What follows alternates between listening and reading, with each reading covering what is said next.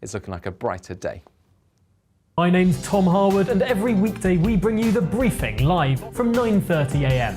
The stories, analysis and live debate that you need to hear. Quite right, Tom, of course. Was this something that had been considered at all? Difficult to answer. Gas-guzzling helicopters circling. Noise is being made here. Joe Biden walking out. Thank you very much for joining us. Don't miss it. The Briefing with me, Tom Harwood, Monday to Friday, 9:30 a.m. on GB News.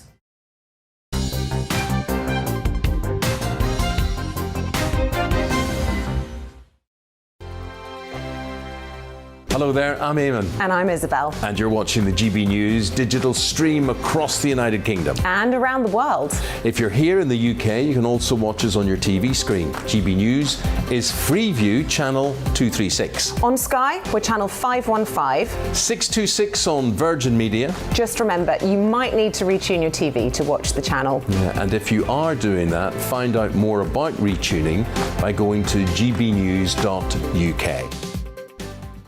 Join my show Farage, 7 p.m. till 8 p.m. Monday through Thursday, and there you will get opinion, analysis, debate, and I'll cover stories that nobody else dares to touch. And then for the last 15 minutes, talking pints. We're over a drink. We have a civilized conversation with someone. We very often disagree, but we do it in a grown-up way.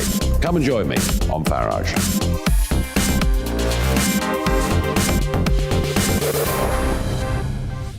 I'm Dan Wootton. Join me Monday to Thursday from 9 to 11 for the feistiest and most fun news debate on TV, where free speech reigns. I'll bring you a sharp take on the day's biggest stories, bombshell newsmaker interviews, and A-list guests. And I guarantee you, no spin, no bias, no censorship, and no reason to go to bed. That's Dan Wootton tonight, Monday to Thursdays from 9 on GB News. Hello there, I'm Eamon Holmes. And I'm Isabel Webster. And we hope you can join us for Breakfast with Eamon. And Isabel. You make me laugh out loud, belly laugh. Is that important first thing in the morning? Yeah, absolutely. And there's me trying to be deadly serious. News is a serious business. Yeah, I have to rein you in sometimes. Well, it doesn't stop us laughing at it. It doesn't stop us having an opinion on what's going on. Yeah. And it certainly will not stop us reflecting what you think. Weekdays from 6 to 9:30 on GB News.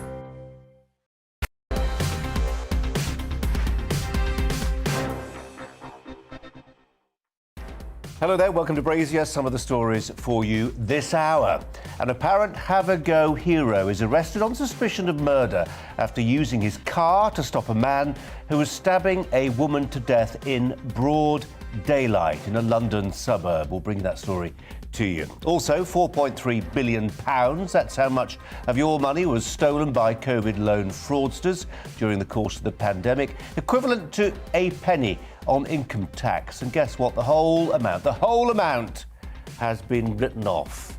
That was the old tax affairs. I wonder if the Inland Revenue would be quite so relaxed. And Ukraine on the ropes. The mayor of Kiev and former world heavyweight boxing champion Vitali Klitschko blaming Germany for leaving his country well and truly in the lurch. I'll be taking you through those stories and more today in the company of the Daily Telegraph columnist Sherelle Jacobs, who's alongside me throughout. But first, here are the latest news headlines with Polly.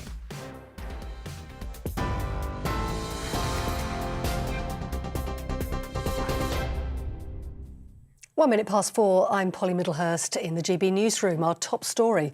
The Prime Minister has warned if Russia invades Ukraine, the bloodshed will be comparable to the first war in Chechnya or Bosnia. Russia has amassed around 100,000 troops on the border, raising fears of an imminent attack. Boris Johnson told MPs the British Army will protect its allies and will look to contribute to any new NATO deployments.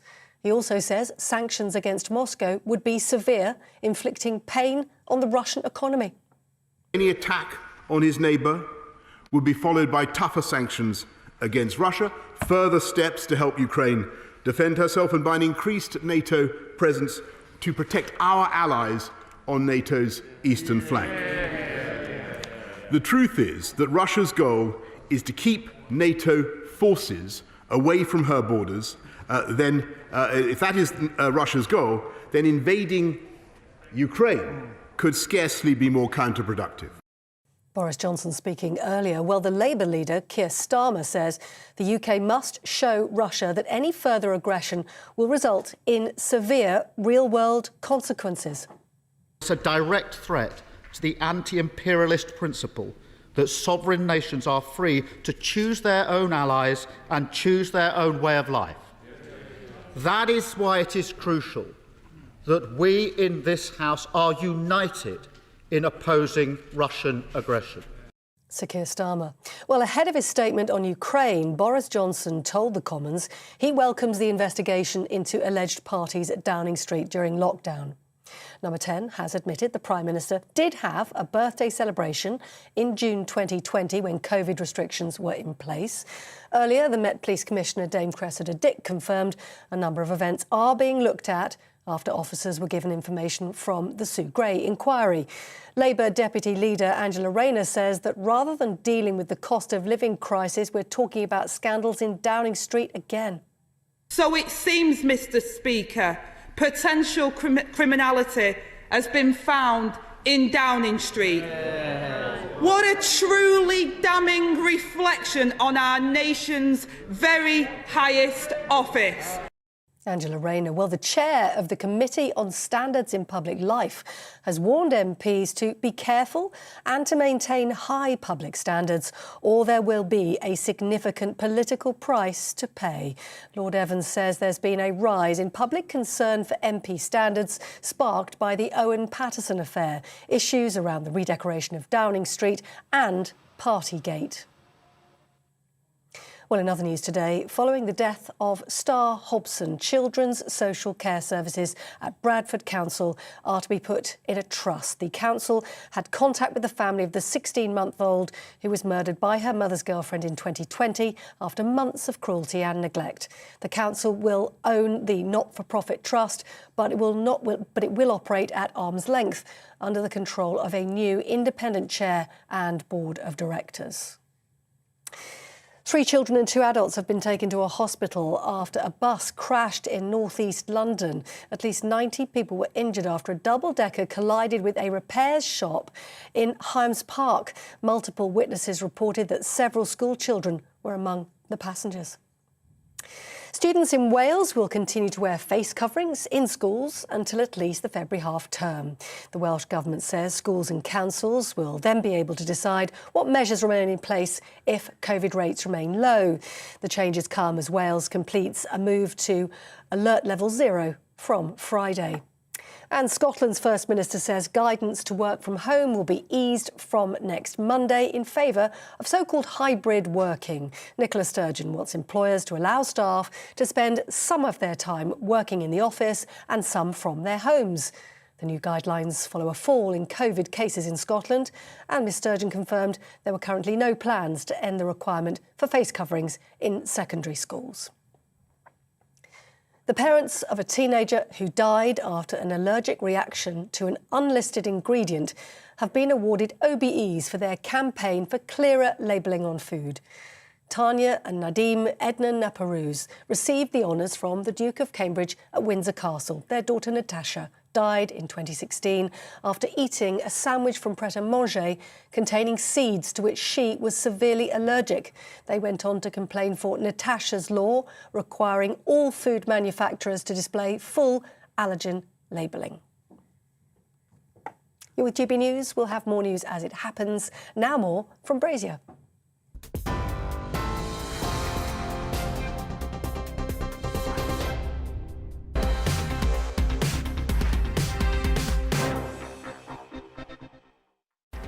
Trying something new this week, Sherelle Jacobs of The Telegraph is alongside me, taking you through the stories of the day, and coincidentally wearing a tartan skirt, even though you didn't know it was Burns night. Extraordinary decision. Let's start with our first story, shall we? If there is one Ukrainian name that really packs a punch in Britain, it is that of Vitali Klitschko, former world heavyweight boxing champion who at 6'7" often towered above his opponents. After boxing, he went into Ukrainian politics and is now mayor of the capital, Kiev. There he is. He's also training as an army reservist, one of thousands called up to defend the homeland against a looming Russian invasion. This week, He's put his name to an article in a best-selling German paper in which he condemns Germany, a country where he's lived and trained for years, for getting too close to Vladimir Putin's Moscow. Simple question today. Does he have a point? Joining me now, Peter Starno, Foreign Affairs spokesman for the European Commission. Peter, thanks so much for joining us today. Really appreciate it.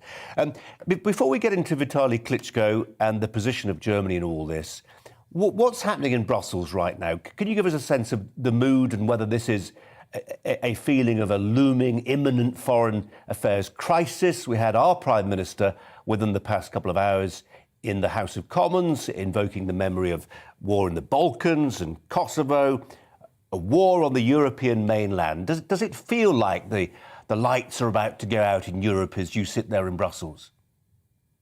Hopefully it will not come to it, but this is one of the eventualities for which we have to be prepared. At this stage, what is going on in Brussels was your question, and the answer is a lot of diplomatic efforts. We are really putting everything we have into working in order to bring Russia to de-escalation. There is unprecedented, really unprecedented, very intense cooperation and coordination between EU member states and EU and NATO and the US also on the other side, with the ultimate aim to try to solve the current issue. Indeed, it is a crisis, behind the negotiating table and through the dialogue.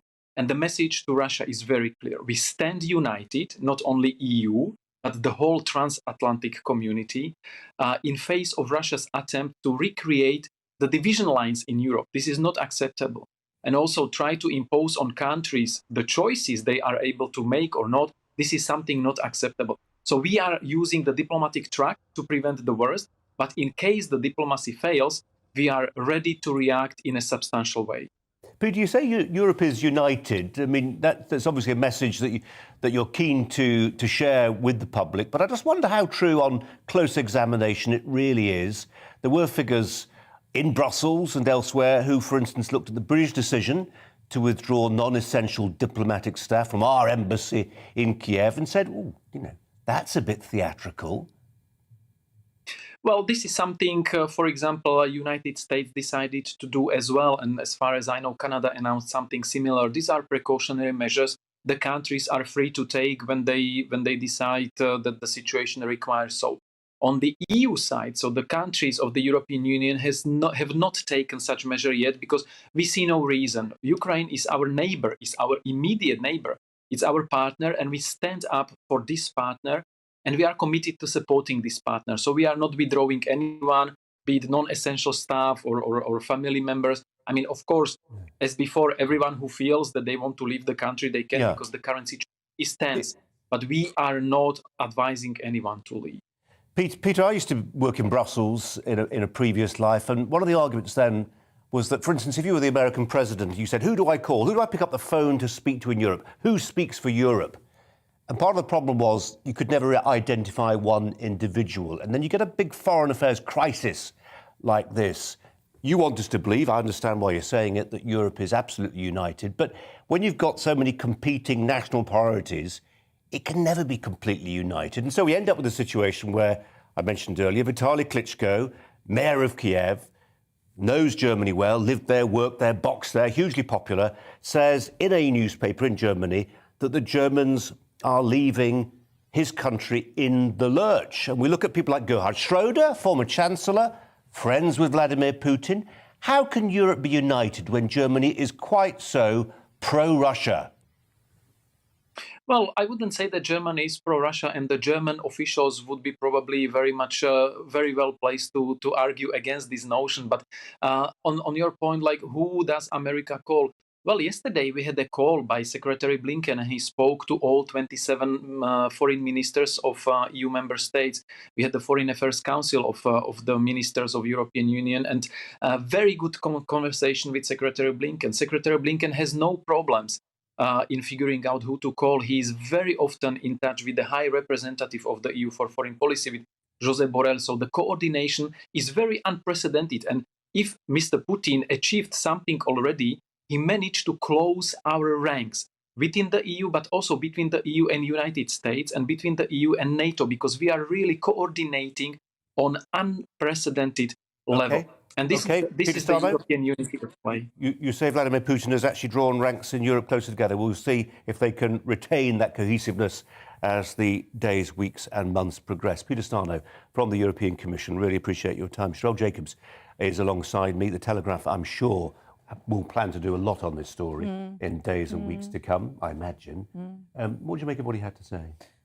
I found it slightly difficult to totally believe this idea that Europe is a united front on this. I think that Germany has revealed its true colours in terms of its attitude to Russia. And it was actually quite alarming to learn that they have actually blocked NATO allies from supplying weapons to Ukraine. Or flying over their country. Exactly. And we do have this fracturing. We have Germany on the one hand, and we have sort of Britain and Eastern European countries who are being more robust. But there is a problem here, which is that Berlin is very reliant on Russia for gas. Well, they've made their bed. The Germans made their bed in this. I remember I was in Japan for the tsunami. Remember the Fukushima nuclear reactor? I couldn't believe reading that the Germans, generally Germany's not at risk of tsunamis, right? And after the Japanese tsunami, they canned, Angela Merkel canned their nuclear program. So guess what? Now it's coal and gas from Russia. Yeah. That made sense. Yeah. I think the other thing that we don't talk about enough is the quite blinkered pacifism, I would say, which underpins German foreign policy. Slightly understandable, obviously, after the Second World War, they are reluctant to get involved in conflicts. But when you have an existential crisis that's happening on the border between Russia and Ukraine for the West, this is the frontier of freedom that the West doesn't want to admit exists, right?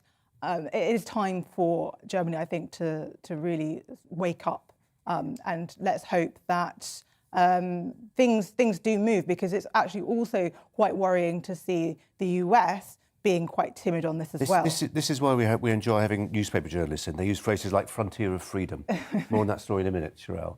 Let's talk about this one, though. The Met Police chief has confirmed that Downing Street parties are being investigated for possible COVID breaches. Dame Cressida Dick says a number of events are being looked at after officers were given information from the Sue Gray inquiry. Police have now written to the Cabinet Office, formally requesting it to refer all relevant information on the gatherings. Let's turn back to Cheryl on this one, because it's felt as this story's been leading the bulletins for what feels like a fortnight or so. And initially, I felt the tractor beam of my tribe, my journalistic tribe, pulling me in one direction. And then I was checking the emails here in the inbox, and actually it felt like what we were saying and what the media were obsessing about was slightly out of kilter with what a lot of the public felt, which was actually worry about other stuff, worry about inflation, worry about COVID regulations, worry about Ukraine now. Just stop obsessing about this Partygate stuff. Yeah, I definitely think that there is something in that. I think while the public are rightly furious about revelations about what has been happening in Number 10, I think that people want to wait until the Susan Gray report is published now. We won't really learn much more beyond that. And just to be clear on the timing of that. Yeah. That's not now going to, at the weekend, I'm sure when you were thinking about your column for the Telegraph, it looked like it was going to be maybe Thursday. Now the Met Police inquiry is happening. It could be weeks away, publication of the Gray inquiry. Yeah, and it's a little bit confusing at the moment, because there's some people now saying that Number 10 may be actually open to the report being published before the police report now. So we're not sure either way, but potentially, yes, we could be looking at weeks or months, and this sort of drip of sort of gossip and whispers and allegations, I think, is going to get quite tedious, because we have to wait to see whether the Prime Minister has lied, whether he has misled Parliament, and these are all very serious questions, and he could well have to go after that. But until that point, it becomes a little bit self-indulgently gossipy. And as you say, we do have a cost of living crisis. We have people going to food banks who weren't going to food banks before because of food inflation is the highest in 30 years. Sherelle, you know what it's like. You could, if this crisis was happening at any time, people could say, but look at this is happening, this is happening, this is happening. Our politicians should be focused with laser-like intensity on those issues. That would be true at almost any time I can think of. Do you know?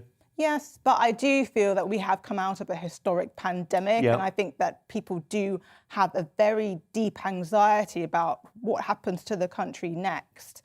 And I think that, the media, I think while this is a very tantalising story, and it could potentially be explosive if things do continue to escalate, there are other things going on in the country right now, which for ordinary people is far more important. Yeah, I just like to see process. I like to see process done properly. Without process, we're not really functioning as a proper democracy. Let's move on to another story, and this might be one of those questions that Sherelle's talking about there that actually our politicians ought to be focused on a little more prominently. Boris Johnson's counter-fraud minister, I wonder if you saw this, Lord Agnew of Wootton, dramatically quit at the dispatch box yesterday. He was attacking the government's, quote, desperately inadequate efforts to stop taxpayers' money being stolen during the COVID pandemic.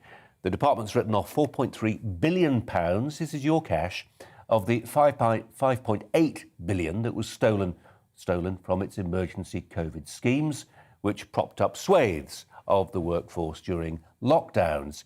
Here he is. This was the moment he quit.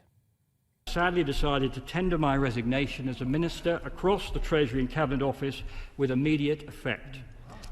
Total fraud loss across government is estimated at £29 billion a year. Of course, not all can be stopped, but a combination of arrogance, indolence and ignorance freezes the government machine.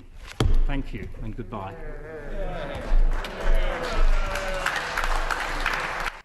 Well, that's about as animated the House of Lords ever gets, believe you me. But, I mean, that was quite a thing to say, wasn't it? Arrogance, indolence. We'll go through that with Sherelle in just a second. But just to give you a sense of context, £4.3 billion, what will it fetch you? It would recruit and train 330,000 police officers. It wouldn't pay for them, but it would recruit and train them in the first instance, as it would 85,000 nurses for the NHS. And I'm looking at a bit sceptically at this figure because it does seem enormous, but it would potentially build 103,000 council houses, and this sounds more reasonable. 7 hospitals, 4.3 billion pounds. I suppose they are very expensive, aren't they? Let's turn to the specialist fraud lawyer, Aaron Chahan, to talk about this. Aaron, thanks so much for joining us. Appreciate your time. I'm looking at that quote from Lord Agnew. We just heard his clip there. A combination of arrogance, indolence and ignorance. This is his criticism of the Treasury in writing off that £4.3 billion. How would you describe it? Well, ultimately, it's pretty consistent with what he said. He said further that the Treasury had no interest or knowledge in the consequences of fraud on society or the economy. And he referred to schoolboy errors. There were vast sums of money needing to go out urgently, but there was time to do some further checks, and those basic checks weren't done. Aaron, is this money irrecoverable? Is it one of those situations where if you didn't have the checks in place when these schemes were started, actually the best thing you can do is say, we missed the opportunity? No, I don't think all of it's irrecoverable. A large amount is. Organised crime gang, opportunist, quick-thinking criminals have got this money, taken it out of the system and moved it away. But there is other money still probably amongst people that should be recovered, and effort should be made. HMRC have been bolstered with £100 million of extra money, so they are taking steps and they're doing as well as they can. But this is all after the event. It should have been in place a long time ago. Yeah, I mean, the problem with that analysis, and we've seen this with other things, haven't we? People looking at things like PPE and saying, with hindsight, how could you do this? But actually we know how they could do it because we lived through it, didn't we? We lived through those febrile weeks of panic when we didn't know when this was going to end. And we did fear mass unemployment. Something had to be done. Yeah, absolutely. Something definitely had to be done. We had a situation here where we knew what was coming, and the Fraud Advisory Panel organisation I represent, they sent a letter to the Treasury in June of 2020 saying, look, publish the data. Tell us which companies have taken these bounce back loans, which are now being written off. So we said, publish the data. And the response from the Treasury was, these are private commercial arrangements with lenders and borrowers, so we won't do it. We are sharing data, but clearly what is evident now from Lord Agnew's comments is schoolboy errors were made. They weren't looking at the data, and they could have learned. They could have learned, and they haven't. and we, as taxpayers, are losing a lot of money as a result. Aaron, just to be clear, you mentioned organised crime. Was a lion's share of this money ultimately taken by organised crime? Was it on a large scale? Was it individual businesses, individuals themselves thinking, I can make a few bob here? I think you're right. It's not just organised crime. There were opportunists out there just thinking there's a chance to make a thousand loans were paid to companies that weren't even registered at Companies House before the pandemic started. And that was one of the basic things. You had to be an operating company. They could have been checked with the banks where the money was going to say, have any accounts been operated here? Have they been in function? But none of that was done. So this is opportunists are saying there's a quick chance here. It doesn't have to be 50,000. I can take a 5,000 bounce back. It's not proportionate to spend the money and recovering it against me. They'll just write it off and off I go. Aaron Jahan, I hope we can talk to you about this again. It's such a lot of money and it does feel like the most awful waste of taxpayers' cash, doesn't it? Thanks for your time. Sherelle Jacobs, Office Telegraph, is alongside me reflecting on what is a huge sum of money. It's an absolute disgrace. I think that they should claw that money back and take it off people's energy bills, actually, because, there's people who can't pay their energy bills at the moment. I was absolutely flabbergasted to read that £1 out of every £14 that was spent in COVID support schemes was stolen. Wow. It's just mind-boggling. As we know, Whitehall, aka the Blob, don't really care because it's not their money; it's the taxpayers' money at the end of the day, and so it is arrogant, and it is apathetic, and it just makes you so angry. Angry when you know that the Inland Revenue come after individuals with exactly. Yeah, basically treat people like they assume that they are sort of breaking the law in terms of dodging taxes. But this is the thing that we have seen throughout the pandemic, just waste. I also think about test and trace, which hasn't been fit for purpose for most of the pandemic. No, that's another Pandora's box. Yeah. Close that box. We'll come back to it. Coming up after the break, we've got more on this story. In the last half an hour, the victim of a stabbing in central London yesterday in broad daylight has been named, and the Met have released a picture as well. The alleged attacker was hit by a car and has also died. We'll get the latest on that. But first, the weather for you. Hello again. There is some sunshine in one or two spots, most notably eastern Scotland, but for most places it's another cloudy day and it's windy and damp in the far north because of these weather fronts which are just brushing the north of Scotland as they pass through. Some more active weather fronts are expected over the next few days coming in from the northwest of the UK, but high pressure remains close to the south, hence the largely settled but generally grey look to things for the rest of the day. You can see some cloud breaks overnight though for northeast and east Scotland, into eastern England increasingly, as well as parts of the Midlands. Now where we get those cloud breaks, we'll see a touch of frost, we'll see some fog patches forming, but for many it's, well, cloudy skies and as a result frost and fog free. We keep a breeze in the far north, some showers for the likes of Shetland, but otherwise for the vast majority it's another generally dry but grey start to the day. Any fog patches lifting, and then I think for England and Wales a brighter day in store compared to today, because there'll be more breaks in the cloud, and even where we get the cloud it will be a little higher. As a result, temperatures a little higher as well, so 8s and 9s in the south compared to the mid-single figures that we've seen through today. But for Scotland and Northern Ireland, it turns unsettled. Wet and windy weather arriving, gales for the far north, 50 to 60 mile-per-hour wind gusts for exposed parts of northern Scotland. And this area of rain pushes south during Wednesday night into Northern Ireland, southern Scotland, and then eventually the rain peters out as it moves into Wales and the Midlands, but we'll keep a lot of cloud across the country, so mostly milder start to things on Thursday, but again a cloudy start, more of a breeze for many as well, and the cloud and rain in the south continuing until around lunchtime. The rain though tending to be light and on and off, mostly it'll affect western areas. Brighter skies follow from the north with a few showers, and those showers will be falling as snow over the Scottish mountains. But Thursday on the whole is looking like a brighter day. Join me, Gloria De Piero, Monday to Thursday at noon for The Briefing. We go to the parts of Parliament that you won't see elsewhere. Plus, there's exclusive interviews with MPs from all parties. But quite often, they paper over the real truth. Why does a working class lad like you join the Tories? That's a good question. Don't miss it, Monday to Thursdays at noon on GB News.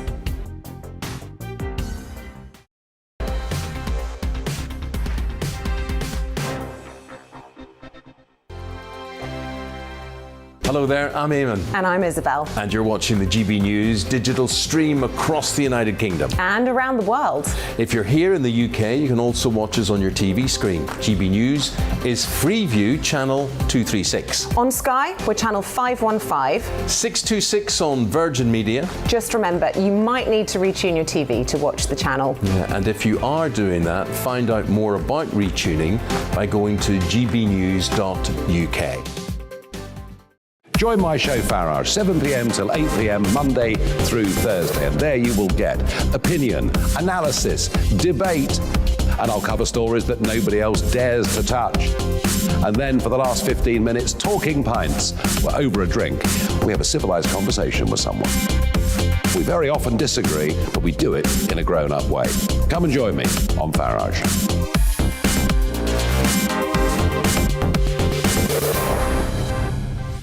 I'm Dan Wootton. Join me Monday to Thursday from 9 to 11 for the feistiest and most fun news debate on TV, where free speech reigns. I'll bring you a sharp take on the day's biggest stories, bombshell newsmaker interviews, and A-list guests. And I guarantee you, no spin, no bias, no censorship, and no reason to go to bed. That's Dan Wootton tonight, Monday to Thursdays from 9 on GB News.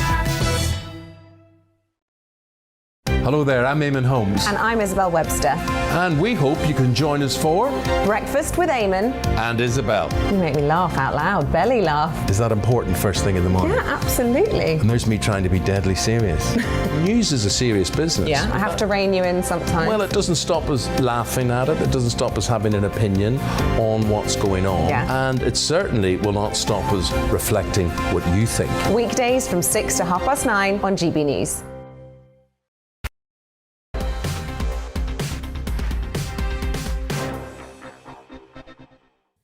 Well, a scene of the most extraordinary violence unfolded as parents went about the school run in a London suburb yesterday morning. A man in his 40s was seen attacking a middle-aged woman with a knife, leaving her with injuries that would subsequently claim her life. Well, the attacker was shouting at bystanders and warning them not to come to the dying woman's assistance. Seeing this, it seems, a passing motorist drove into the assailant, killing him in the process. The driver's now been arrested on suspicion of murder. Mark White, our security editor, joins me now here in the studio. Mark, this is active in terms of proceedings. There's been an arrest. We need to be slightly hesitant about what we say. What do you know? Well, the very latest is the driver, 26-year-old man who was arrested at the scene on suspicion of murder, has now been released on bail to return to a police station in late February, where the evidence against him will be assessed. Now, this is the victim of that stabbing, Yasmin Chivkevki. Now, she was known to the man who stabbed her, Leon McCaskey. They were apparently in a relationship, according to the police. They had split up. Some suggestion from neighbours that knew Yasmin that it was a very acrimonious split, that this man had been involved in incidents involving this woman for some period of time. There had been a restraining order against him. Well, it ended, of course, in that horrific incident in Maida Vale out on the street, where this woman, in her 40s, was stabbed to death. And then this man was run over by the 26-year-old in a vehicle. She was apparently caught up in that incident as well, and may have been struck by the vehicle as well. Now, the suggestion from people who were there at the time was that this 26-year-old was actually coming to this woman's assistance, trying to save her life, trying to take down the attacker. And that police need to test that, Mark, don't they? Yeah, of course they do. That didn't work out in terms of the fact that she had been stabbed multiple times. And we don't know if she died as a result of the stab injuries or whether there was anything related to the vehicle, if it did actually properly connect and strike her. But the attacker, alleged attacker, was struck and killed by the vehicle. There is still an inquest that is to be carried out. So the police are urging some kind of caution around speculation, but there are widespread reports for the many horrified people that were there at the time, Colin, who were watching this, that the guy behind the wheel, the 26-year-old man, was just trying to do his best. And in fact, the police have said he didn't leave the scene, he remained there. They arrived and he's been fully cooperative throughout. Mark, thanks very much indeed. Mark White there. You're with GB News. It is 4:32, almost 4:33 on the nose. You're with Colin Brazier on TV and on DAB radio. After the break, Downing Street's been rocked by those fresh revelations that Boris Johnson attended a birthday party during the first COVID lockdown. We're asking, how much, if at all, should we care? First, the latest news with Polly.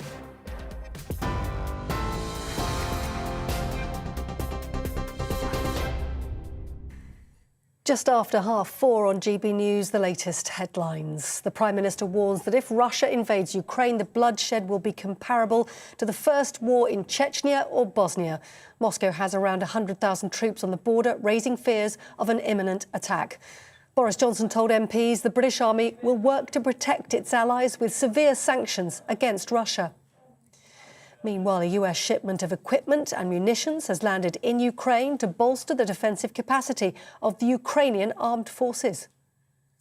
Boris Johnson has also told the Commons he welcomes the Metropolitan Police's investigation into alleged parties at Downing Street during lockdown. It comes after Number 10 admitted the Prime Minister had a birthday celebration in June 2020 when COVID restrictions were in place. Earlier, the Met Police Commissioner confirmed a number of events are being looked at. And following the death of Star Hobson, children's social care services at Bradford Council are to be put in the hands of a trust. The council had contact with the family of the 16-month-old who was murdered by her mother's girlfriend in 2020. The council will own the trust, but it will be controlled now by a new independent chair and board of directors. School students in Wales will continue to wear face coverings until at least the February half-term. The Welsh Government says schools and councils will then be able to decide what measures remain in place if COVID rates remain low. Meanwhile, Scotland's First Minister says guidance to work from home will be eased from next Monday in favour of hybrid working. Nicola Sturgeon wants employers to allow staff to spend some of their time working in the office and some from their homes. The new guidelines follow a fall in COVID cases in Scotland. On your TV, online and on your radio via DAB+, you're with GB News. After the break, it's back to Brazier.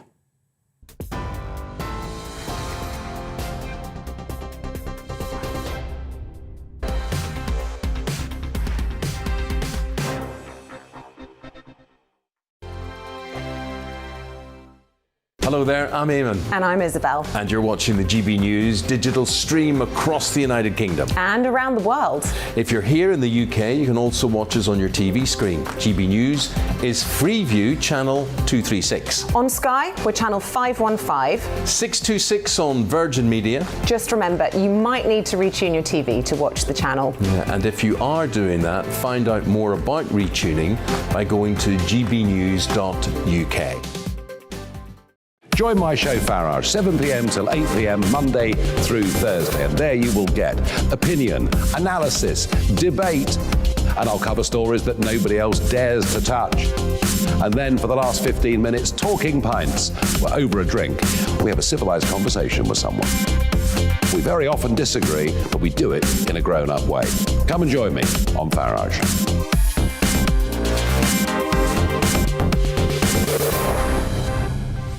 I'm Dan Wootton. Join me Monday to Thursday from 9 to 11 for the feistiest and most fun news debate on TV, where free speech reigns. I'll bring you a sharp take on the day's biggest stories, bombshell newsmaker interviews, and A-list guests. And I guarantee you, no spin, no bias, no censorship, and no reason to go to bed. That's Dan Wootton tonight, Monday to Thursdays from 9 on GB News. Hello there, I'm Eamon Holmes. And I'm Isabel Webster. And we hope you can join us for Breakfast with Eamon and Isabel. You make me laugh out loud, belly laugh. Is that important first thing in the morning? Yeah, absolutely. And there's me trying to be deadly serious. News is a serious business. Yeah, I have to rein you in sometimes. Well, it doesn't stop us laughing at it. It doesn't stop us having an opinion on what's going on. Yeah. And it certainly will not stop us reflecting what you think. Weekdays from 6 to 9:30 on GB News.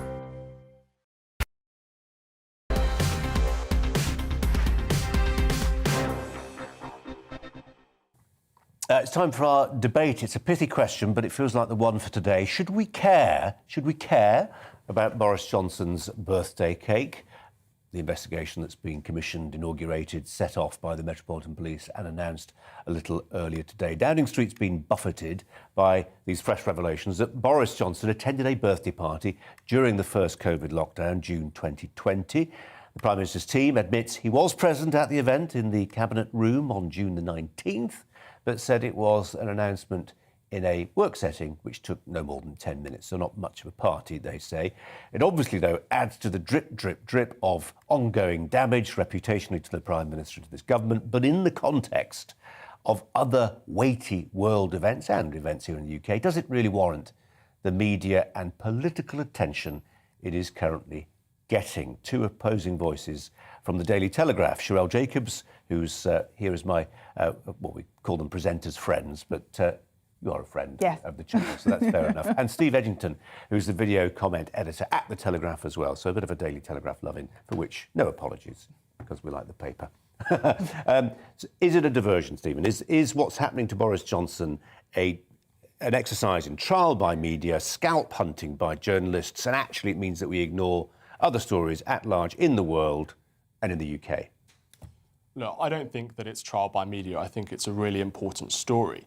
The reason is Boris Johnson set this rule that you couldn't have social gatherings inside any setting. This was obviously a social gathering. This wasn't work. And he broke that rule. And these rules were absolutely insane and petty, and I don't want to be talking about it. But unfortunately, this is what happened. And it's really important that we look back and say, why were these rules created? These were extremely petty, as I say. And although we don't want to be talking about it, and I don't want to be talking about it, this is what's happened. The Prime Minister, unfortunately, is a hypocrite, and he showed that he betrayed the public's trust. So, yes, we must talk about this story.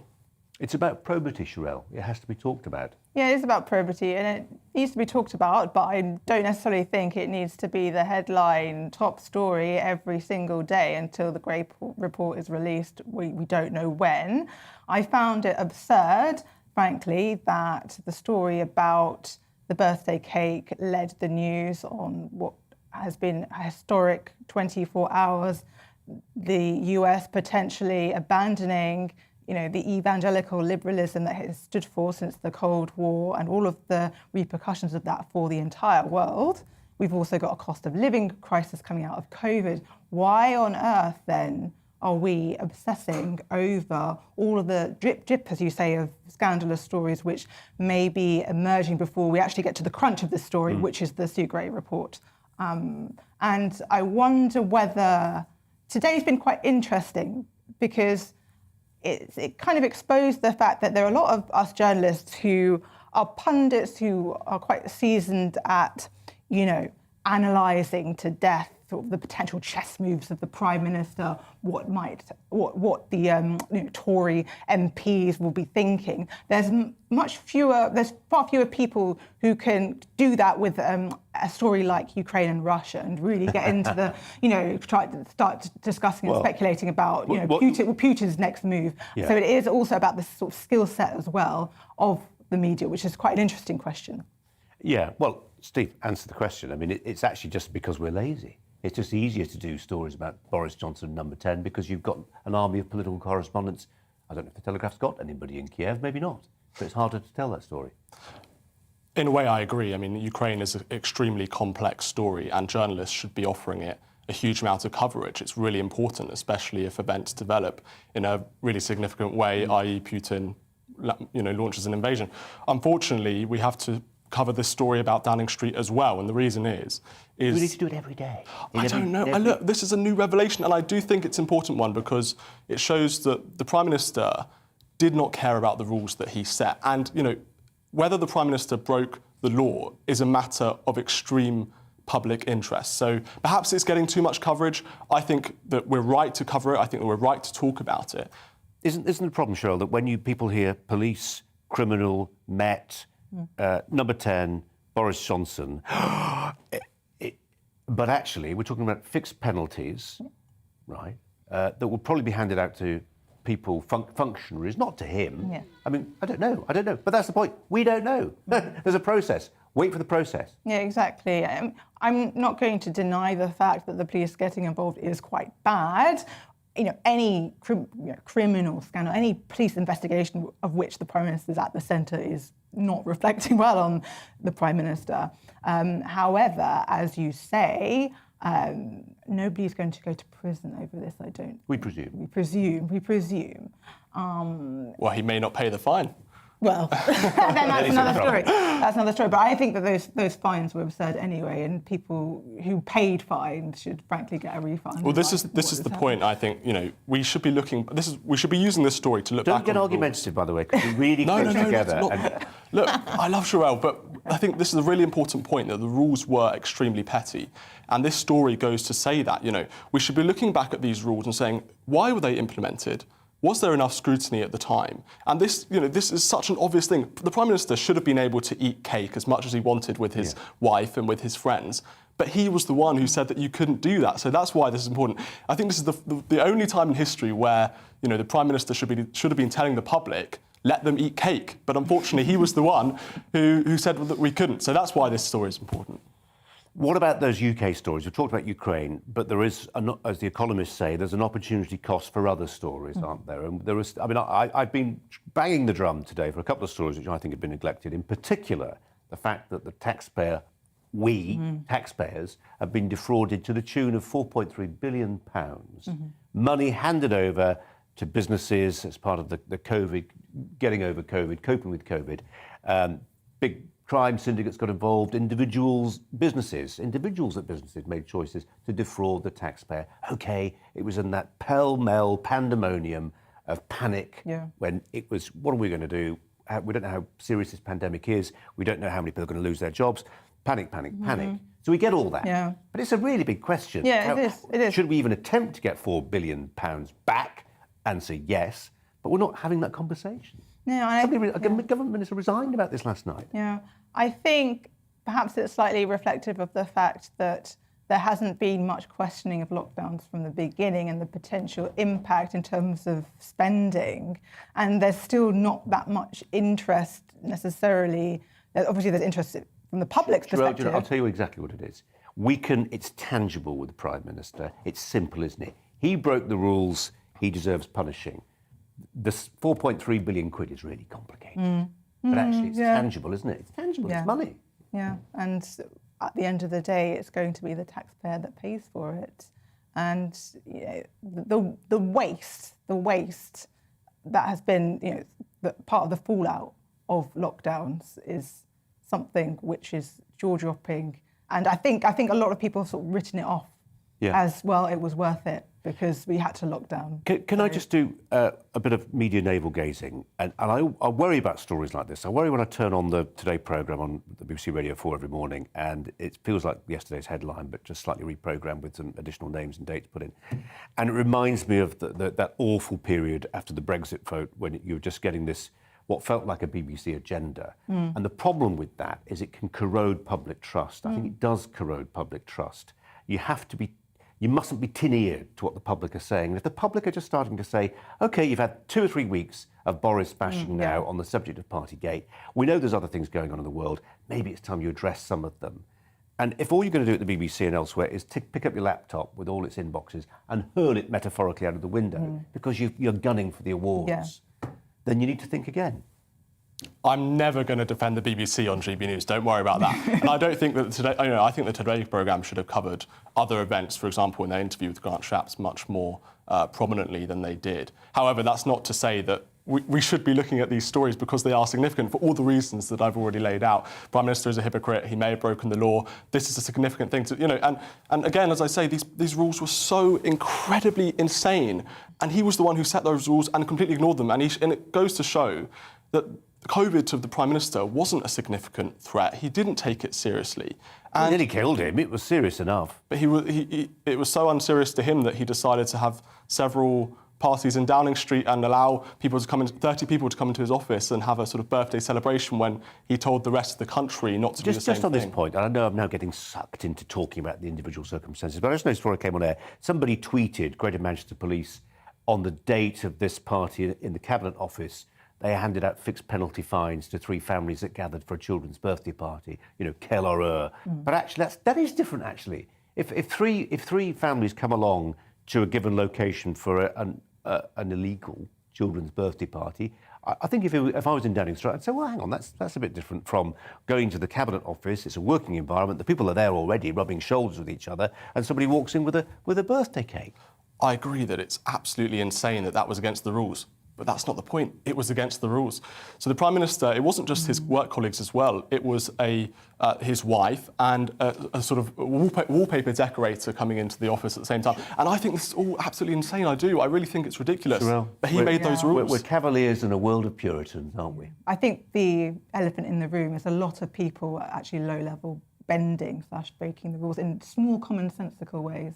And I think that the birthday cake story is actually quite a good example of people just sort of using their common sense a bit and thinking, well, is it really going to hurt to have? Do you think there's been a lot of birthday cake? amnesia from people about how they behaved at the time themselves? Yeah. There's a lot of people who followed the rules to the letter, apparently. I do not believe a word they say.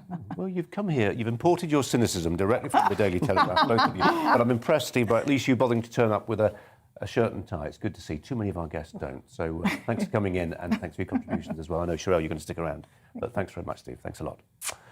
After the break, public concern about accessing face-to-face consultations. It's another one of those stories that we're covering and should be talking about more. GPs. Trying to get hold of a GP right now. It's pretty difficult. But first, here's the weather.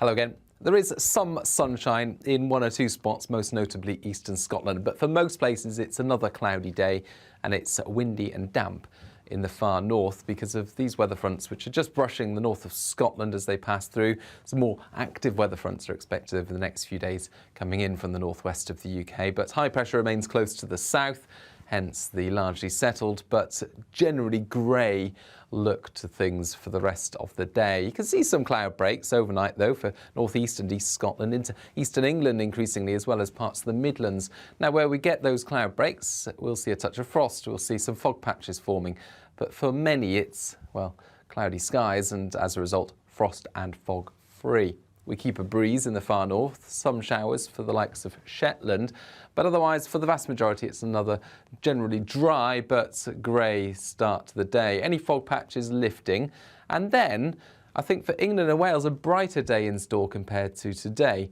because there'll be more breaks in the cloud, and even where we get the cloud it will be a little higher. As a result, temperatures a little higher as well, so 8s and 9s in the south compared to the mid-single figures that we've seen through today. But for Scotland and Northern Ireland, it turns unsettled. Wet and windy weather arriving, gales for the far north, 50 to 60 mile-per-hour wind gusts for exposed parts of northern Scotland.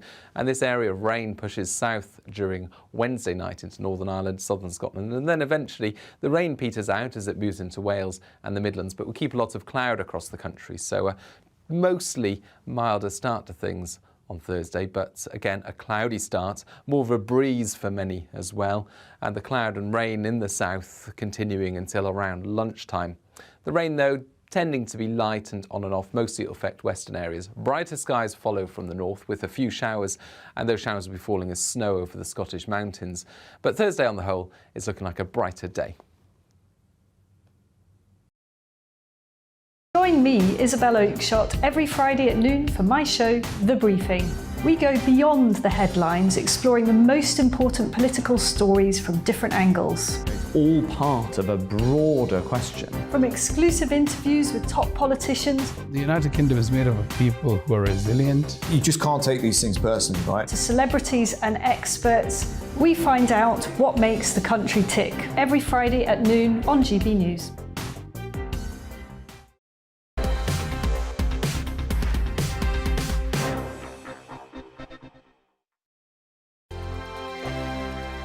Hello there, I'm Eamon. And I'm Isabel. And you're watching the GB News digital stream across the United Kingdom. And around the world. If you're here in the UK, you can also watch us on your TV screen. GB News is Freeview channel 236. On Sky, we're channel 515. 626 on Virgin Media. Just remember, you might need to retune your TV to watch the channel. Yeah, and if you are doing that, find out more about retuning by going to gbnews.uk.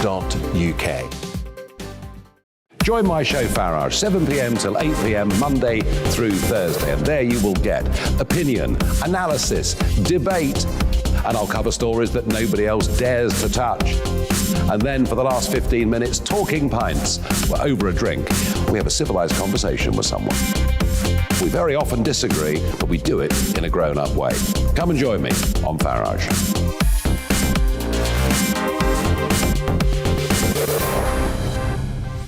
I'm Dan Wootton. Join me Monday to Thursday from 9 to 11 for the feistiest and most fun news debate on TV, where free speech reigns. I'll bring you a sharp take on the day's biggest stories, bombshell newsmaker interviews, and A-list guests. And I guarantee you, no spin, no bias, no censorship, and no reason to go to bed. That's Dan Wootton tonight, Monday to Thursdays from 9 on GB News. Hello there, I'm Eamon Holmes. And I'm Isabel Webster. And we hope you can join us for Breakfast with Eamon and Isabel. You make me laugh out loud, belly laugh. Is that important first thing in the morning? Yeah, absolutely. And there's me trying to be deadly serious.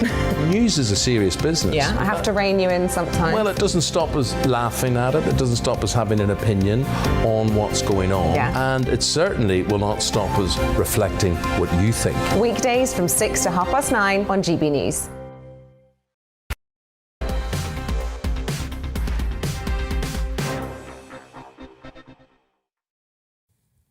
Can you get to see your GP? Can you get to see your GP? Complaints about general practitioners have almost trebled in a year, with the vast majority of concerns relating to difficulties accessing appointments. This will be achingly familiar as a problem to many of you. More than 8,000 patients got in touch with the Care Quality Commission, the watchdog, between January and November of last year to report a poor experience of services run by GPs. The figure is a near tripling of the 3,001 cases reported over the same period last year. Let's turn to Dr. Raphael Olaya, who's a data analyst as well as being a GP as well. Raphael, welcome to you and thanks for your time as ever. I'm guessing you must be sick of getting it in the neck from members of the public saying just can't get to see you for a sit-down face-to-face appointment. Why are the reasons why it's still so difficult to see a GP in the flesh? It's a pleasure to be with you, Colin. So the reasons why it's difficult to see GP in the flesh is because there's new constraints on the NHS, which all of us know about over the last 2 years. And dealing with those problems is about looking at the priorities. And first of all, it comes down to safety of the patients and safety of the staff. And these constraints are very important. So we need to prioritize. Other reasons of why it's hard to see a GP is because the population of the UK is changing. It's an aging population, which means people and patients are going to be more demanding of the services. And we have a lot of frequent attenders that are going to see the GP more than 5 times more than everyone else. This means that some patients are a lot more demanding.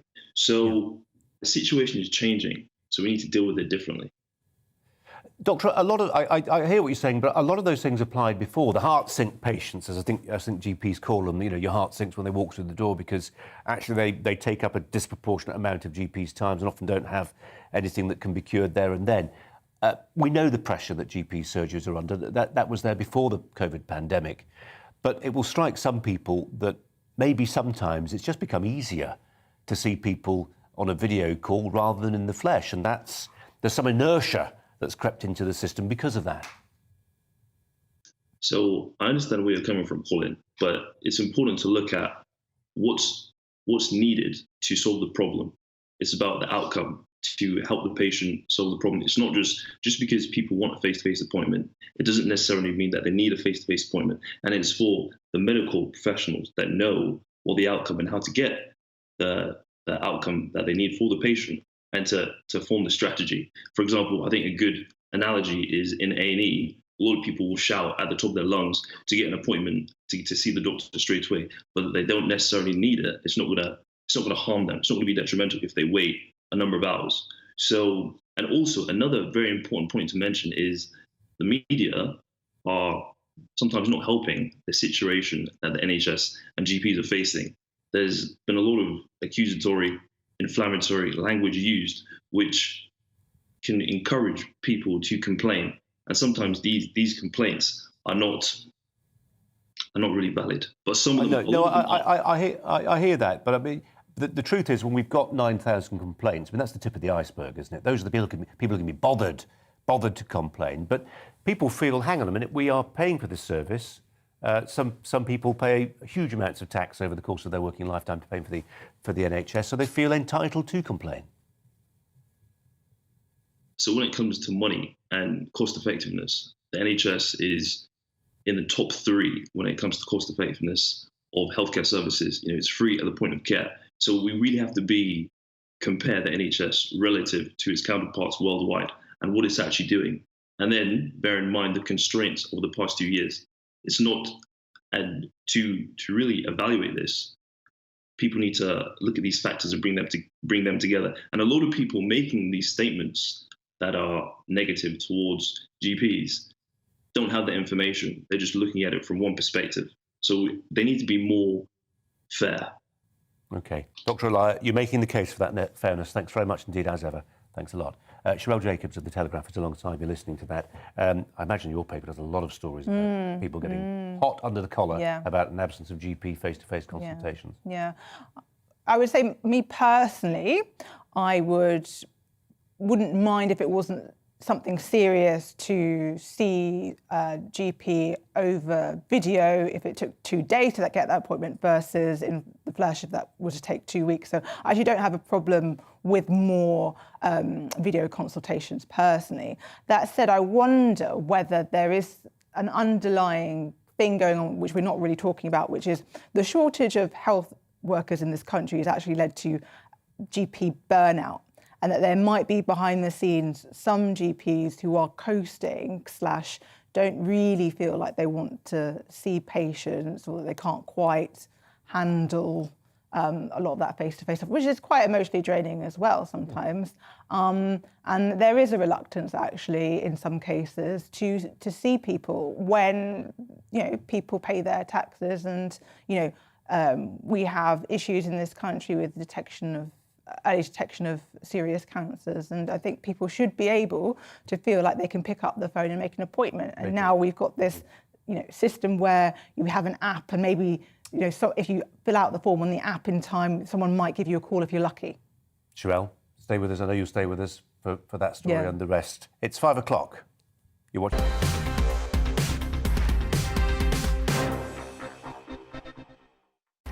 Well, hi there. Coming up live at 5 today, the police are looking at fixed penalty fines for COVID breaches at number 10, even as the Treasury writes off £4.3 billion of your lolly taken by pandemic fraudsters. Have we got our law enforcement priorities right? Also, working from home is now a thing of the past, but if you're a commuter just try and find a train right now, not always easy. Why is there a post-pandemic shortage of rail services?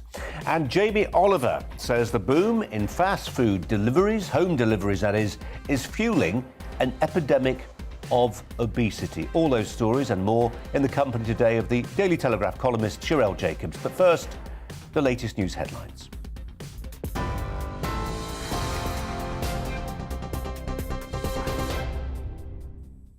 Good afternoon. It's just after 5 o'clock. I'm Polly Middlehurst in the GB newsroom.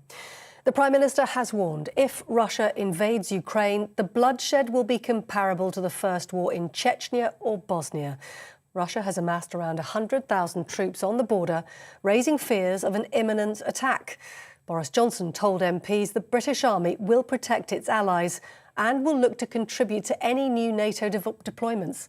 He also says sanctions against Moscow would be severe, inflicting pain on the Russian economy. Any attack on his neighbour would be followed by tougher sanctions against Russia, further steps to help Ukraine defend herself and by an increased NATO presence to protect our allies on NATO's eastern flank. The truth is that Russia's goal is to keep NATO forces away from her borders. If that is Russia's goal, then invading Ukraine could scarcely be more counterproductive. Boris Johnson. Well, the Labour leader, Sir Keir Starmer, says the UK must show Russia that any further aggression will result in severe real-world consequences. It's a direct threat to the anti-imperialist principle that sovereign nations are free to choose their own allies and choose their own way of life. That is why it is crucial that we in this House are united in opposing Russian aggression. Sir Keir Starmer. Well away from international news, Boris Johnson says he welcomes the Metropolitan Police investigation into alleged parties at Downing Street during lockdown.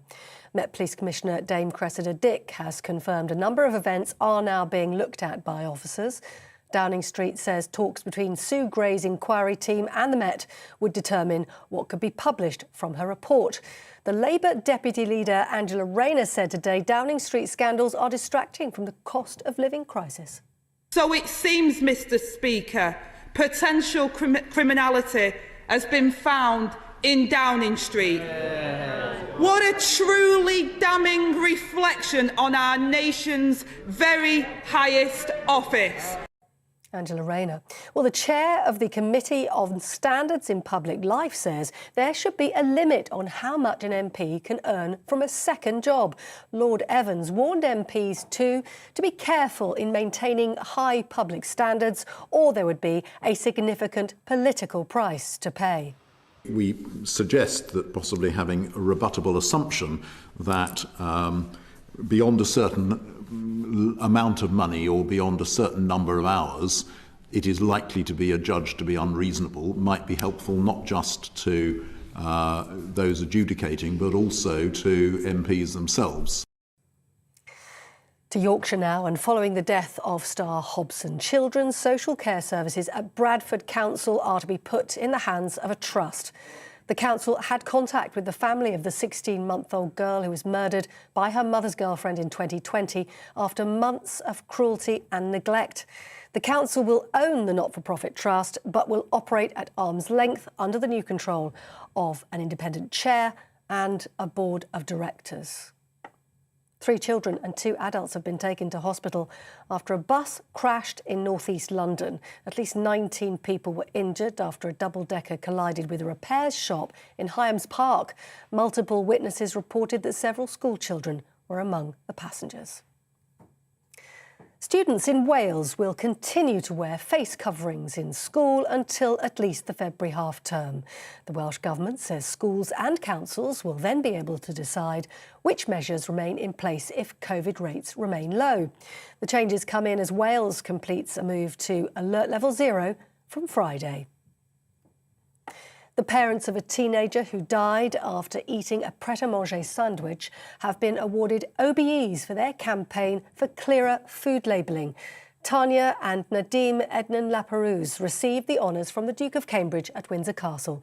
Their daughter, Natasha, died in 2016 after eating a sandwich containing seeds to which she was severely allergic. They went on to campaign for Natasha's law, requiring all food manufacturers to display full allergen labelling. You're with GB News. More news as it happens now. More from Brazier.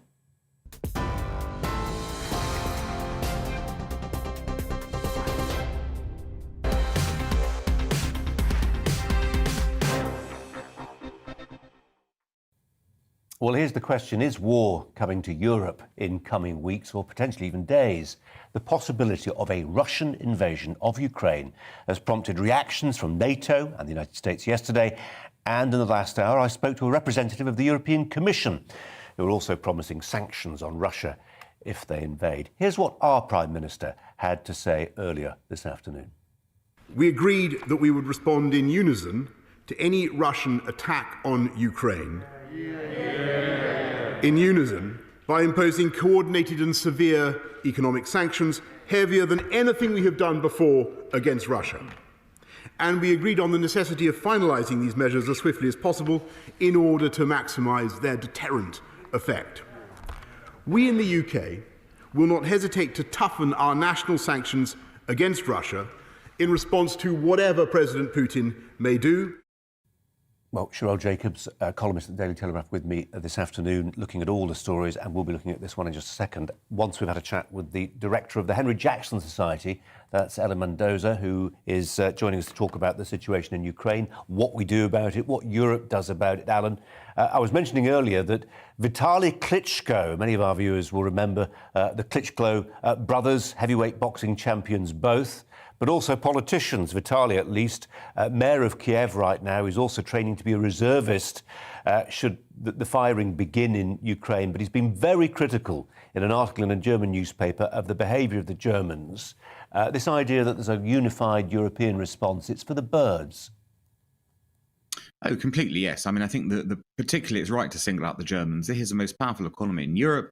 It is the economy that has much to do with trade with Russia and economic sort of gain through Russian investment and trade. We've got the Nord Stream 2 pipeline, and the Germans are sitting on their hands on this issue, saying they support sanctions, but not quite clear what sanctions those are, and generally foot-dragging compared to the attitudes of some of their neighbours to the east in particular, and of course us to the west, who are much more concerned about what's going on. And there was just this feeling, isn't there, Colin, that the Germans might be inclined to put economic benefit above European unity, to use that phrase, on a matter of European security.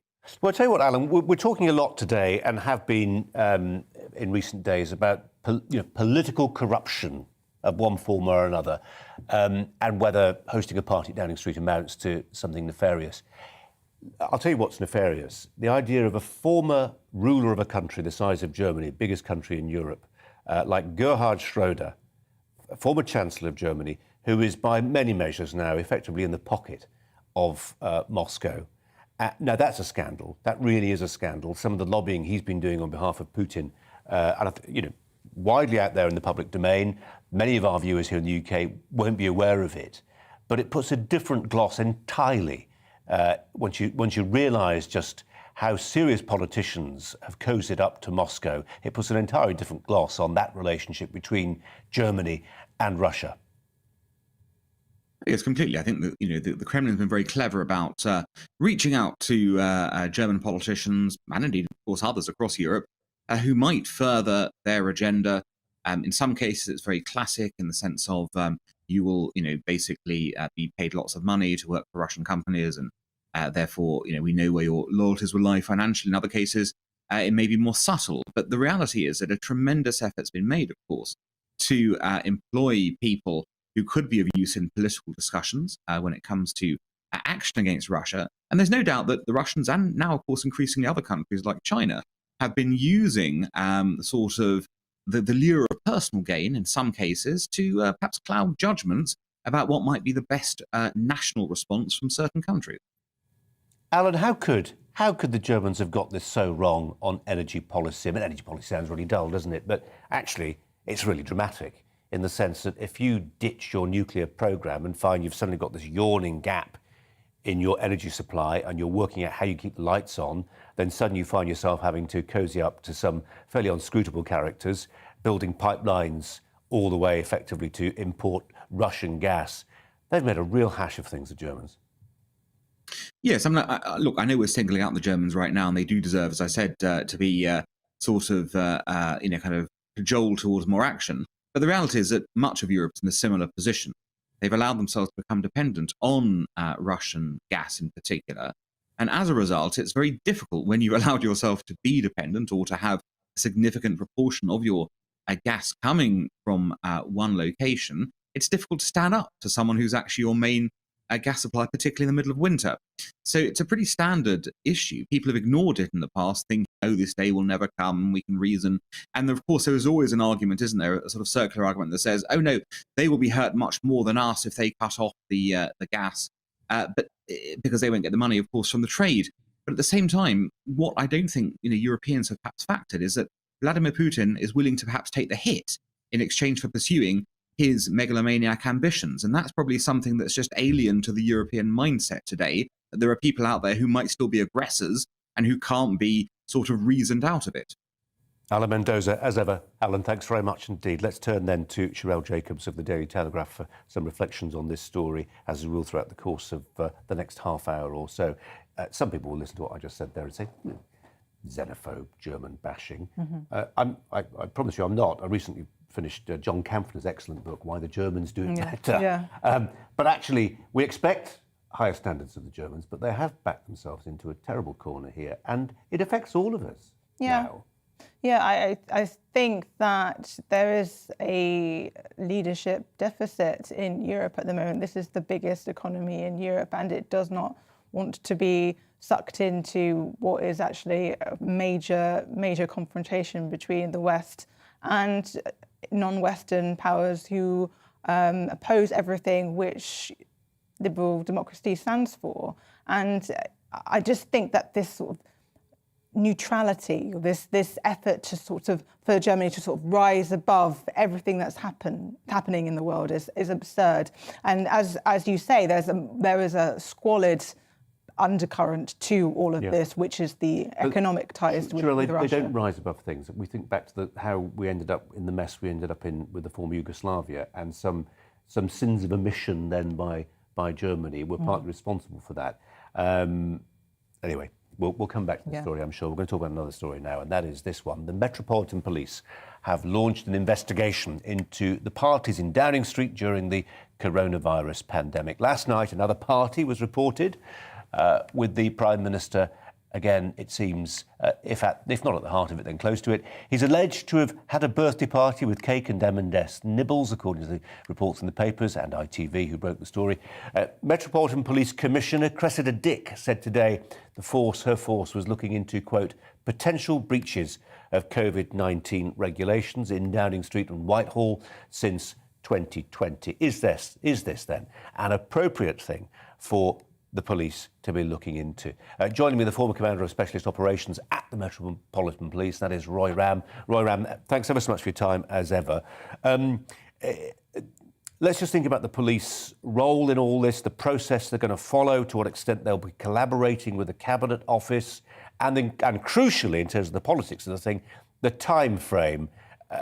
Weeks, months, days? Where are we? Well, certainly weeks. I don't think that this is going to be over, any time this week or perhaps next. The problem here is that Sue Gray has started her inquiry. She is not an investigator in the sense that she will not have cautioned, I suspect, anybody that she's spoken to who is or maybe suspected of an offence, and therefore any response that she's had from them is probably unlikely to be usable in any criminal prosecution. And at this stage now, because probably it's been decided that those who may have committed offence would have significantly undermined the legitimacy of the law, a professional investigation has now been commenced. So whatever the outcome of that is, and what evidence the police gather, can be presented to the CPS, and they can decide whether anybody should be prosecuted for those offences on the basis that the evidence is going to be sound and can't be challenged for its inadequacy. Yeah, but Roy, it's a basic point of process that you raised, that the Sue Gray inquiry, if you've not cautioned people, if you're not interviewing people under caution, anything she gleaned can't be used by the Met in their investigations. It's obvious, but I have to say I hadn't thought of it before. In terms of the final determination whether there are to be charges brought, and ultimately it may, just be fixed penalty fine. How retrospective can that be? And in whose gift is it? I'm guessing ultimately it's out of Cressida Dick's hands. It's in the hands of the CPS. Yeah, it's the Crown Prosecution Service who will decide in this extraordinarily strange case. I mean, normally these are summary offences. I think I'm not completely sure, but I think it will be a 6 months time limit on those offences. It normally is with summary offences, and the CPS will have to decide. And I think that that's where the significant undermining of the legitimacy of the law will be a key factor in deciding whether any prosecutions are valuable and in the public interest. Yeah. Roy, we're almost out of time. In a word, do you expect prosecutions here? I doubt it. I think at the end of the day, unless it's some very senior person who's condoned it, I think cautions would be more appropriate. Roy Ram, thanks very much indeed for your time. Thanks a lot. Pleasure. Let's turn to Sherelle Jacobs, The Telegraph. Your paper, Sherelle, giving this a lot of time, in common with lots of other media outlets. Just a basic point raised by Roy Ram there, that if Sue Gray, because there was this idea, wasn't that maybe Sue Gray had found out stuff that the police had heard about, and that made them interested. Actually, Roy Ram suggests that any information that's come from her inquiry has been obtained without a police caution, therefore they can't touch it. Yes, there has been a lot of whispers about the fact that the very fact that the police are interested in this must mean that there's prima facie evidence that the rules were broken. Maybe not. As you say, process. Let's wait for the police to conduct their investigations, and whether rules were broken, and whether there will have to be fines which are meted out. I'm actually more interested in whether people who were fined might have their fines repealed in light of the fact that at the very top, those rules were being undermined. This will interest you, Sherelle. It will interest our viewers as well. Sources telling the Daily Mirror, apparently, that at some point this evening, the Sue Gray report will be published. That's my understanding. The expectation it will be released in full. So says the Daily Mirror, a scoop for the Mirror. Is it true? We'll find out pretty soon, won't we, in the next few hours? We'll come back to that story. But in the meantime, let's just look at COVID from a slightly different angle. Boris Johnson's calls for people to return to the office could stall as commuters continue to struggle with train schedules. Rail operators have implemented emergency timetables to tackle staff absences from coronavirus, and some have cut services altogether.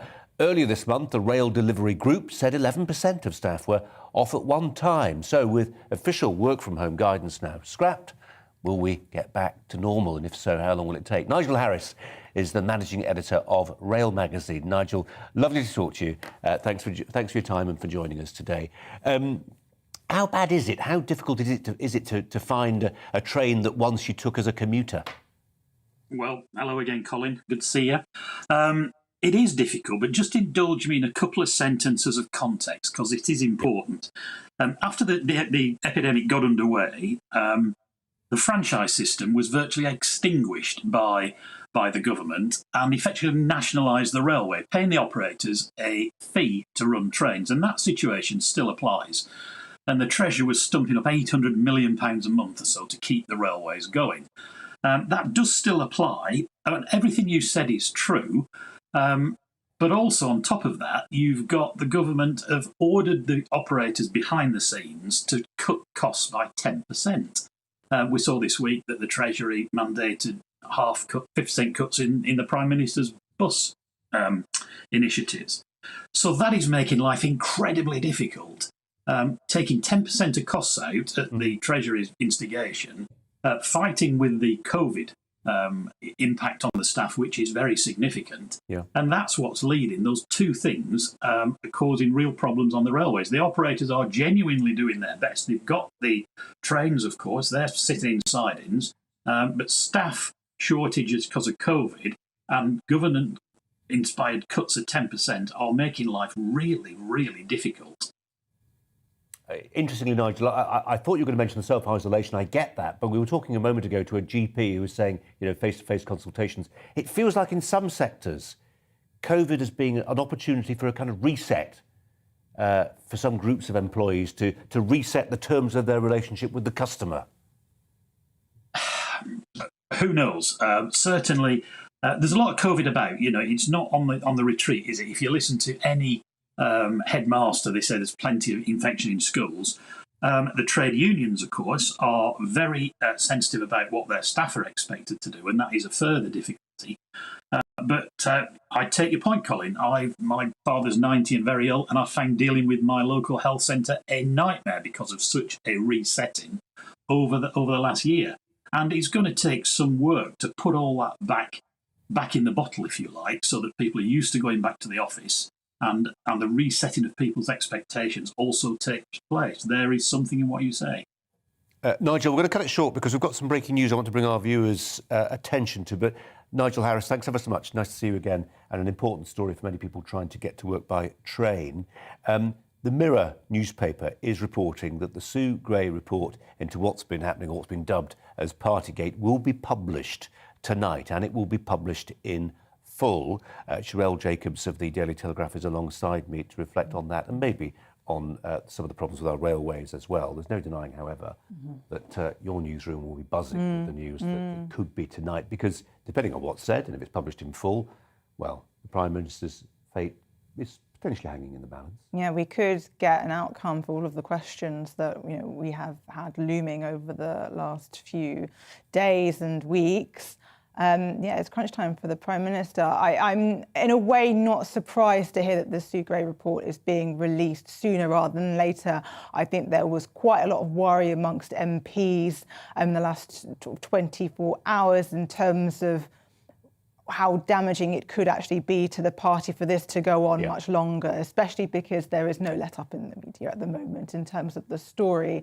And there is a concern that the toxicity that it has engulfed the PM is going to spread to the rest of the party, potentially. I mean, I would argue that that's already happened, but that is the sort of train of thought of MPs.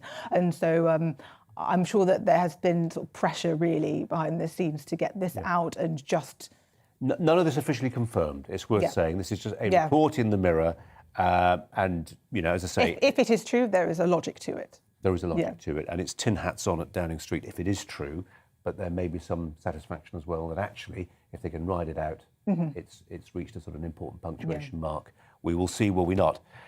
Coming up, we're reflecting on George Orwell's novel 1984, which British university says it's problematic. And now it comes with trigger warnings. Stay with us.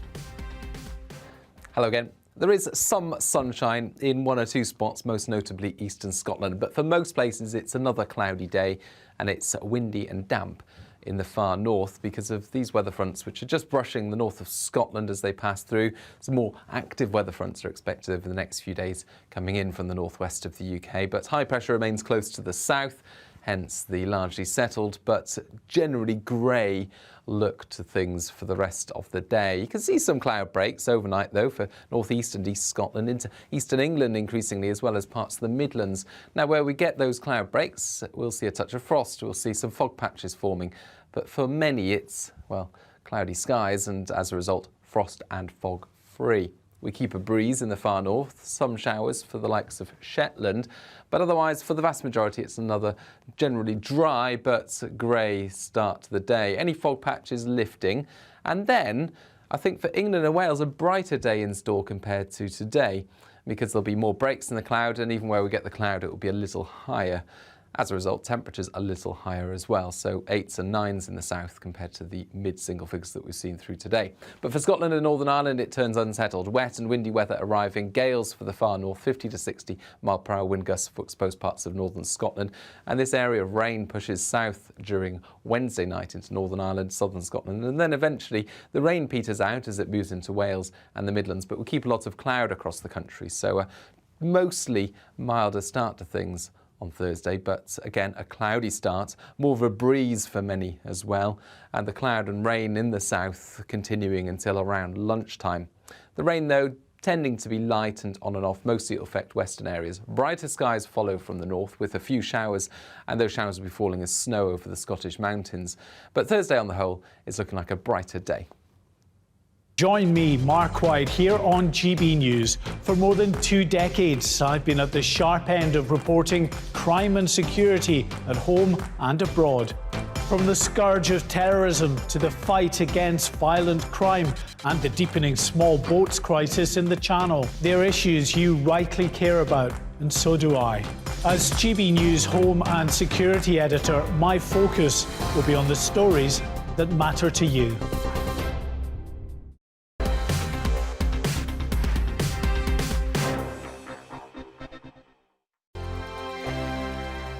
Hello there, I'm Eamon. And I'm Isabel. And you're watching the GB News digital stream across the United Kingdom. And around the world. If you're here in the UK, you can also watch us on your TV screen. GB News is Freeview channel 236. On Sky, we're channel 515. 626 on Virgin Media. Just remember, you might need to retune your TV to watch the channel. Yeah, and if you are doing that, find out more about retuning by going to gbnews.uk. Join my show Farage, 7 p.m. till 8 p.m. Monday through Thursday, and there you will get opinion, analysis, debate, and I'll cover stories that nobody else dares to touch. And then for the last 15 minutes, talking pints. We're over a drink. We have a civilised conversation with someone. We very often disagree, but we do it in a grown-up way. Come and join me on Farage.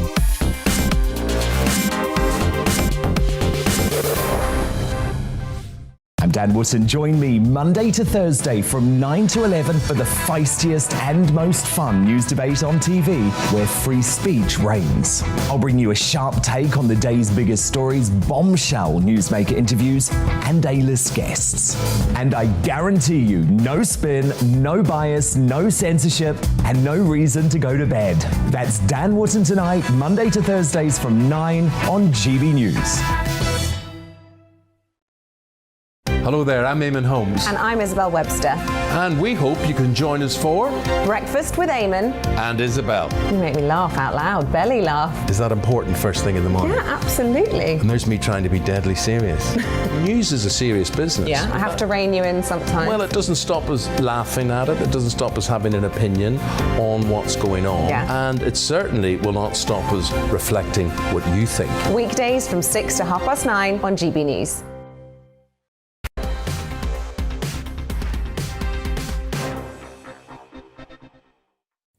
Far be it from me to direct online traffic away from our own esteemed website to somebody else's. So don't go there. I'll tell you what you'll find on the Mirror website right now is a claim that tonight could see publication in full. In fact, no, that's wrong. It's tomorrow. Tomorrow, they're saying. Maybe that's just changed. I was told tonight earlier. Full report into parties across Downing Street and Whitehall could be published as soon as tomorrow, despite a police investigation, as officials mulling apparently a dramatic U-turn. The Mirror says it's got two sources who've told them that despite early suggestions it would be delayed or split into two, Number 10 is now expecting to get the report from Sue Gray at some point tonight. OK, so Number 10 get the report tonight. It's published in full tomorrow. That clears that up. It is 29 minutes past 5. That's our breaking story this hour. Let's take you back to a story actually which was first ventilated over the weekend, but we think it's still very important. And it's this: as one of the greatest works in Britain's literary history, 1984 reflects a chilling warning about the dangers of censorship. Well, the University of Northampton has issued a trigger warning for George Orwell's dystopian novel on the grounds that it contains, quote, explicit material which some students may find, wait for it, offensive and upsetting.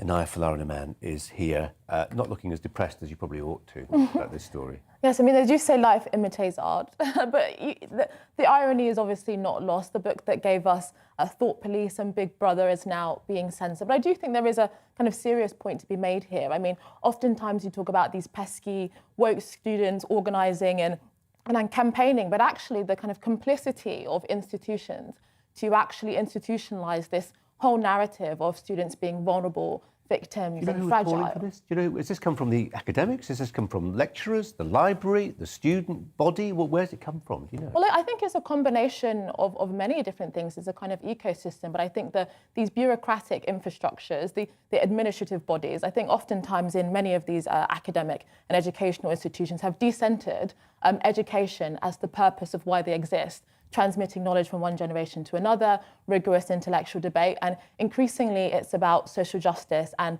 making sure that students are safe. And this idea of safety is a very narrow one. It's being protected from challenge, protected from risk, being protected from all sorts of things, and creates this sense of vulnerability that young people then internalise. And I think this is part of this wider phenomenon that we're seeing in all aspects of public life. You know, my kids study Animal Farm in 1984, and it reads like an Aesop's fable, doesn't it? In many respects, and one of those things that's part of modern society's view of how the world can work when things go really badly wrong. It's a cautionary tale in the truest sense of the word. Yes. To have our access restricted to it, or just to read it in a way that has some sort of official oversight that says be really careful about it. It's dangerous in your hands.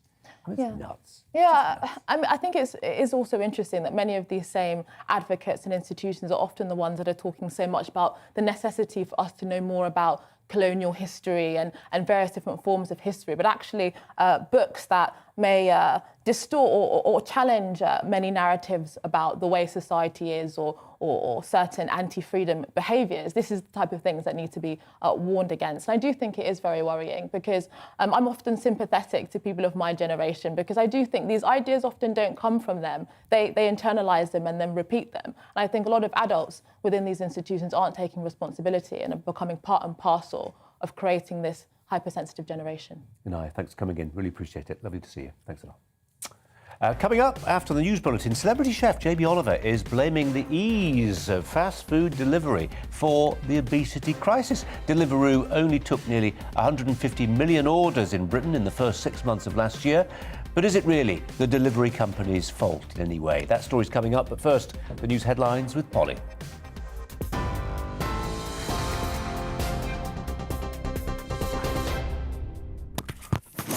You're watching the latest news headlines with myself, Polly Middlehurst.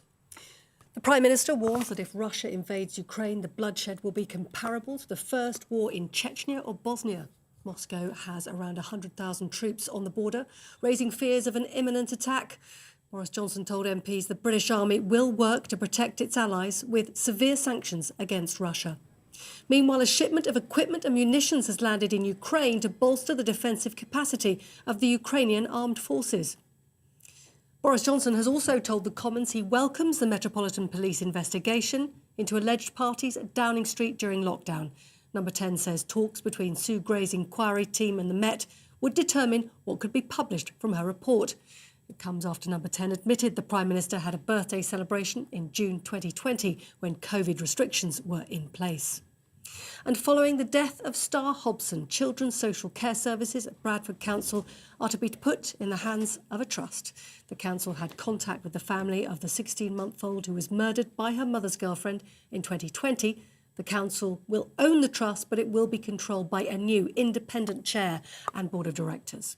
And school students in Wales will continue to wear face coverings until at least February half-term. The Welsh Government says schools and councils will then be able to decide which measures remain in place if COVID rates remain low. Meanwhile, Scotland's First Minister says guidance to work from home will be eased from next Monday in favour of hybrid working. Nicola Sturgeon wants employers to allow staff to spend some of their time working in the office and some from their homes. The new guidelines follow a fall in COVID cases.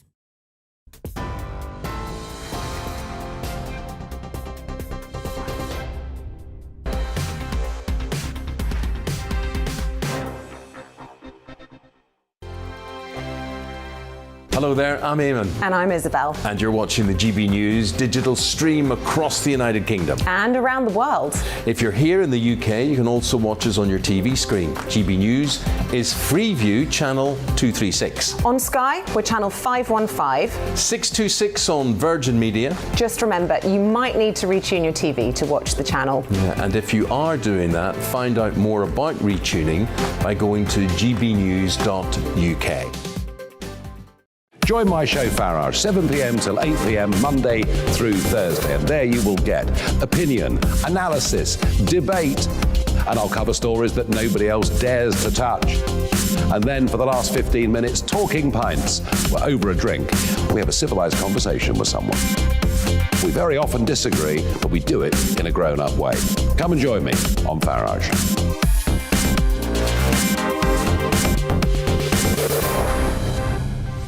I'm Dan Wootton. Join me Monday to Thursday from 9 to 11 for the feistiest and most fun news debate on TV, where free speech reigns. I'll bring you a sharp take on the day's biggest stories, bombshell newsmaker interviews, and A-list guests.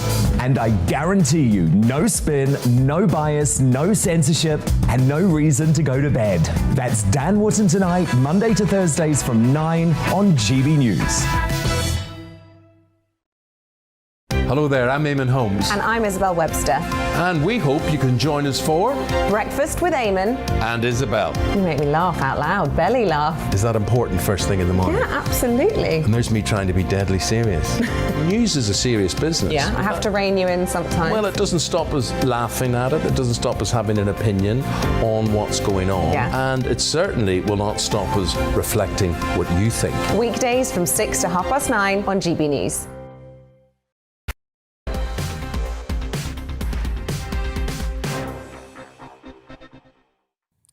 Just to mark your card, because other sources are telling other journalists that the Daily Mirror may have got themselves a scoop when it comes to the suggestion that Sue Gray, who's mounting the inquiry into Partygate, so-called parties held at Downing Street, will be handing the report, her conclusions, to Downing Street tonight ahead of publication tomorrow. Publication in full tomorrow. Our political editor, Dan McCaffrey, has been talking to some of those sources as well. It sounds like it's on, but unconfirmed officially at this stage. Here's another story. The celebrity chef, Jamie Oliver, is well known for being outspoken about obesity and healthy eating, but his latest claim is that fast food deliveries are to blame for a surge in obesity. Companies like Deliveroo and Uber Eats have seen a massive rise in orders since the beginning of the pandemic. Deliveroo, for instance, took nearly 150 million orders across the United Kingdom within the first 6 months of last year. But the chef, 26 cookbooks and counting to his name, says, quote, there is no proof they care about the nation's diet. Monica Price is a nutritionist who joins me here in the studio. Monica, so glad you could come in today. Thank you, Colin. Lovely to be here. It's a story that I think a lot of people will resonate with a lot of people because they've seen, if you live in some cities now, you can't move for Deliveroo drivers, riders, etc. There is demand there. Absolutely. The market has met the demand. What are we to do? Exactly. And that's the thing, I think, Colin. What we're forgetting is this is the 21st century tool now for us ordering food. You know, gone are the days where we used to go home and have a home-cooked meal. You know, this is the kind of... Or even queue at the chip shop. Or even queue at the chip shop, exactly. You know, people now, and COVID, I think, has accelerated that. Because of COVID, we were so many days, you know, nearly 2 years of being locked in. This is where we've seen this real surge for food to be delivered. But it's not going to go away, Colin. This is the thing. And I think when, you know, Jamie Oliver's done so much for the food industry, in so much as he's helped the school children's programme, of course. You know, he's had so many really wise words to tell us. But on this one, you know, we've got to stop this blame culture.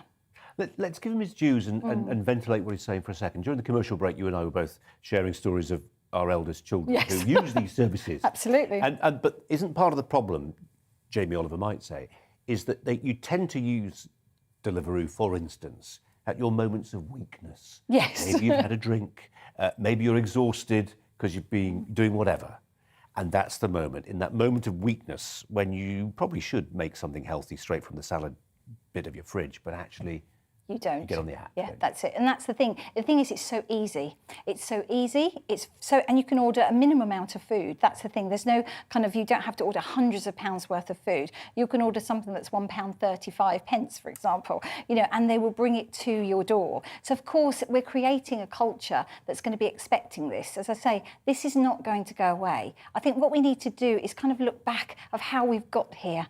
And how we've got here, Colin, is lack of education. You know, when I was at school, we had what was called then home economics. Of course, it's called food technology now. But often in schools, food technology is not part of the curriculum anymore. So what's happened is when the computers all came into the schools, often kitchens were ripped out of schools, replaced with computers, and now, of course, food technology is not on the agenda. I'm one of several patrons of a charity called the Home Renaissance Foundation. Yes. The clues in the title. And people like Richard Corrigan, the chef, is one of the patrons. And one of their central messages is that, you know, if you look at modern houses now, the dining room doesn't exist. Exactly. You know, it's the kitchen diner, and the idea that you have these rituals around sitting around a dining table as a family, not in front of the telly with a TV supper, that's gone. It is. And the moment you lose those rituals, then people can't be bothered. Exactly. And I think what people need to do, we just need to educate people again. We need to educate people about the reason why we eat. You know, it's all very well saying, you know, I'm the best person to like a chocolate. There's nothing wrong with having a chocolate, but it's how much chocolate you have, and it's how often you have it. So I think we need to sort of say to people, look, you can still have your Deliveroos, you can still have your Uber Eats. All these things are not going to go away, but it's start looking at what's actually in that food. What would you say, Monica, to people who say, actually, there's always a role here. When the market's got a bit doolally, that's when government needs to regulate. I mean, government could say to Deliveroo, yes, you know, 25% of your grub needs to be healthy. It could do, but I don't think it's going to. I think it's up to, you know, we have a choice, don't we, as humans? We have a choice. We're there to say whether we're going to eat that burger and chips every single day and have that pint of Coke every single day, or we're just going to eat healthy. Now, again, it's your choice. So I think that's why if we can go back to education and let people, and especially the children, educate children on where the food comes from, for example, you know, how they cook it. You know, cooking sort of made a massive surge during COVID, didn't it? That was great, and I thought fantastic. But actually, it's just fallen to the wayside again, Colin. That's the thing. I wish I knew. I mean, some people will look at this and say, we have busy lives. 4-day weeks? No, they didn't do 4-day weeks. They work very long days. Yeah. I look at my eldest, we're talking about our eldest children, and, you know, I will sit down and I'll do the Sunday roast, and yet there's still Deliveroo going on. Yes. I hope as as parents, we can plant the seeds. Yes. We can show them how it can be done. Yes, You know. we have a responsibility. Parents have a responsibility. The schools have a responsibility as well. Doctors, to a certain degree, have a responsibility because, you know, in all of their years of training, for example, they get so little, you know, knowledge on nutrition. So, you know, and they see thousands and thousands of patients a day. So I'm a big advocate for that. You know, we've just got to start educating people, and then they will make healthy choices. When you leave, Monica, don't have a look in our kitchen area. I've already looked. It's burnt tonight. You saw the haggis. I did. Sorry about that. Monica Price, thanks very much indeed. No, serious story. Children's and social care services at Bradford Council are to be placed in a trust. The council had contacted the family of 16-month-old Star before she was murdered by her mother's girlfriend in September 2020. The not-for-profit trust will be owned by the council but run at what's been described as arm's length under the control of a new independent chair and board of directors. Joining us now, our Yorkshire and Humber reporter, Anna Riley. Anna, hi to you. What more can you tell us about this one? Good afternoon, Colin. Yes, as you say, Bradford's Children's Services is to be run by a newly created trust that's going to be owned by the council but independent of it to try and improve these services.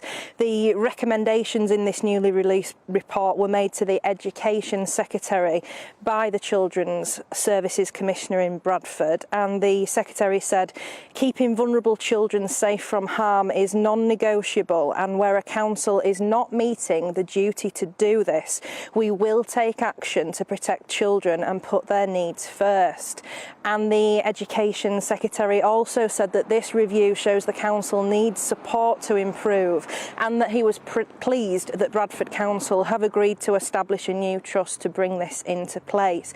Now, this review has come about after the council's children's services were judged as inadequate by Ofsted in 2018, and since then the council have not been able to improve those services to bring them up the ratings, and the issues are around high caseloads for social services and a lack of highly qualified social workers. You'll probably be shocked to hear, but there's a big reliance on agency staff with a bill of £1.7 million a month just for those people at the council on agency staff, and it's the second time as well that the council has lost full control of its children's services. In 2001, the private firm Serco was brought in to take over the children's services and improve them, and they were only handed back again to the council in 2011. Make some really good points there. Anna Riley, thanks very much indeed. Who'd want to be a social worker? It's really difficult to attract people into that line of work, but it remains very, very important. They don't always get the press, the good press that they deserve. Let us know your thoughts on that story. You're very welcome to express your views. And this one too. Today is the 25th of January.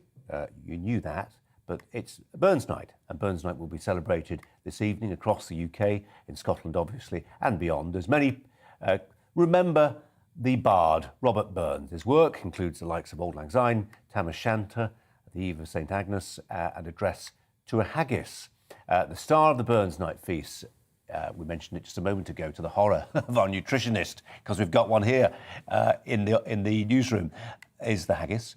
Burns' Ode to a Haggis, recited, as you know, before it's carved and served to guests with great fanfare and ceremony for those of you who are regular attendees at those events. Well, we're joined by Tom Courts, the owner of the Burnt Island Haggis. He's also a Scottish haggis champion. Who knew such a thing existed, Tom? Big day for you. Remind people why it's so important. Well, it's a big day in the calendar in Scotland. It's our national dish. I'm very proud to be Scottish haggis champion, and myself and my staff have been kept very busy this week. I think we've sold about 1,200 kilos of haggis. We ship it all over the UK, and it's been a very testing week, but we've got there. Yeah, I've enjoyed Burns Nights down the years, of course, and the ceremony that goes with it, and the piper, if you've got one. In fact, I'm going to a Burns Night party on this coming Saturday. I was just doing a little bit of reading up before our conversation, Tom, and I was trying to work out whether it's still true that you can't export haggis to the United States, and I believe it is still true, and that's getting on for 6 million Americans of Scottish ancestry who can't savour the pleasure of a haggis. That's correct, but there are places in America that do make haggis under licence, from recipes that are originated here. So it can be bought stateside, but it would be nice to be able to ship my product across there. It'd be a massive market for us, obviously. Yeah, it's the sheep lungs and the other bits and pieces that they have a problem with the importation of. How do you feel about those sort of ersatz haggises, the ones that aren't quite the real thing but might allow you to get around, for instance, those strict import regulations in the United States? Well, to me, a haggis is a haggis. It's made with the traditional ingredients, but the product can be made to suit many tastes. There are vegetarian haggis out there, vegan haggis, but not quite like the real thing that we make here in Burnt Island. Tom, just reflect, if you would, a little bit on, because I think this is remarkable. I mean, we don't live on an island where sometimes it feels like great literature is celebrated. And there's Rabbie Burns, who wrote 700 poems, and some of them have entered, I mentioned Auld Lang Syne, The Eve of St Agnes, which, learned as a schoolboy. But actually, the Lowland Scots that he wrote in isn't always easily decipherable. It's a wonderful thing, it seems to me, that we can, as a nation, celebrate something as pure and simple a pleasure as poetry, but also the life of a man who, he was dead at 37 of rheumatic fever, Rabbie Burns. He was, I think, 12 children to 4 different women. He was married to one of them. They had 9 kids. Only 3 of them survived. Different times, my goodness. Yeah, you're right there, Colin. Quite a remarkable figure that did live in difficult times, and I think that was reflected in his life and his lifestyle. But his traditions, have down through the ages. Is a national bard. There are still Burns competitions in schools here in Scotland, and the traditional Burns supper does bring families and communities together at this time of year. It's a great celebration, and long may that continue. Amen to that, Tom. We just had a nutritionist here alongside me in the studio. I'm not sure what she thinks about the nutritional content of your average haggis. I'm partial to haggis, but you can get too much of a good thing, can't you? How often should we be eating haggis, do you think? I mean, go on, give us your best guess, Tom. Well, everything is good in moderation, and I eat haggis 2 or 3 times a week, and I look not too bad for 8 to 5 years old, don't I? Only kidding. But no, it is a product that people don't buy it every single week, whereas they maybe buy a takeaway every single week, which would probably be worse off for you than what your average haggis is. But I do enjoy it. It's a lovely product, and it's made by many of my colleagues in the world of the Scottish craft butchers, and I've never tasted a bad haggis. and does it have to be eaten with nips and tatties? Well, that's tradition, yes. The haggis, nips and tatties, potatoes and turnip, obviously, and with a nice dram of whiskey at the side as well. Tom Courts, fascinating as ever, and I'm sure many people, if not tonight, then this coming weekend or the weekend just gone, will have been sampling and enjoying haggis, as we've done here at GB News today, some of us at least. Tom Courts, well done, and thanks for joining us. Really appreciate your contribution today. Thanks a lot. We're going to take you through, I'll take you through some emails in just a second on a variety of different stories, but I just want to focus in conclusion in terms of what we're hearing about the Sue Gray inquiry. This is unconfirmed at this stage, but this is news that's broken during the course of our programme this afternoon. It sounds as if, according to sources quoted by the Mirror, it's on their website, that they are saying that the Sue Gray report has been sent to Downing Street. Our political editor, Darren McCaffrey, is looking into this, and there does seem to be something in it, that's for sure, unconfirmed at this stage. If it goes to Downing Street tonight, then the assumption is, and certainly what the Mirror are reporting, is that it will be published in full tomorrow. There was speculation this morning that, given some of the other stuff that's been swirling around, the police inquiry announced by Dame Cressida Dick tonight, that would see Sue Gray's report, which may determine the Prime Minister's future. It may not. It may. That may then, the police inquiry, it may lead to the delay of the Sue Gray inquiry by days or potentially weeks. Whatever the reason is, if this is true, that it's going to Downing Street tonight, the Sue Gray report, and will be published in full tomorrow, then the whole process, which looked like lengthening, is actually going to be concertinaed. What are the repercussions, assuming this is true, what are the repercussions for Downing Street? There will be those people who say this is exactly what was needed, an opportunity to suture this wound, to stop it dragging on and on and on. Others will say, actually, the idea of dragging on was not necessarily a bad thing, because it allowed some of those politicians who've been agitating for the Prime Minister's removal to reconsider whether that is something that they need to think about. Let us know your thoughts. We've got a few that have been coming in today. Let's just share a few of them if I can. This was before that news from the Mirror, by the way. John emailed in to say, should we care about parties at number 10? Yes, the general public want a leader that they can trust. How can he expect the general public to follow rules and laws if he allegedly doesn't set a good example? I won't be voting Conservative in the next general election. That would seem to be reflected in some of the polls that have shown a sharp falling off in the Prime Minister's approval ratings, and indeed for the party as well. Of course, those May elections, local elections looming. Will he get that far? We'll find out, won't we? Barbara writes in to say, I care about the integrity of the Prime Minister. I think the man is a hypocrite and a liar. Keep your thoughts coming in on that story. Also, just another story, and this is an argument we were making with Sherelle Jacobs, our guest tonight on the show, about the fact that in obsessing, as she put it, about the Prime Minister's travails and Partygate, we ignore what's happening in Ukraine. We ignore what's happening with this massive fraud bill. £4.3 billion has been written off by the Treasury. Irrecoverable, they say, this money. It was given in the form of loans to people during the dark days of the worst moments of the COVID crisis. Richard emails in to say, incredible how the Treasury wrote off £4 billion in fraudulent claims when earlier this year Her Majesty's Revenue and Customs sent me a tax demand for £1.19 for, quote, tax unpaid in previous years. Steve says, in a similar vein, not interested at all in his birthday cake. Please, please stop talking about it. Well, if it's true what the Mirror say, that the report has gone to Downing Street tonight and it's published tomorrow, I'm afraid Steve will be talking about it for a little bit longer. Keep those thoughts coming in. Jubes & Co. is next. Hello again. There is some sunshine in one or two spots, most notably eastern Scotland, but for most places it's another cloudy day and it's windy and damp in the far north because of these weather fronts, which are just brushing the north of Scotland as they pass through. Some more active weather fronts are expected over the next few days coming in from the northwest of the UK, but high pressure remains close to the south, hence the largely settled but generally grey look to things for the rest of the day. You can see some cloud breaks overnight, though, for northeast and east Scotland, into eastern England increasingly, as well as parts of the Midlands. Now, where we get those cloud breaks, we'll see a touch of frost, we'll see some fog patches forming, but for many it's, well, cloudy skies and, as a result, frost and fog free.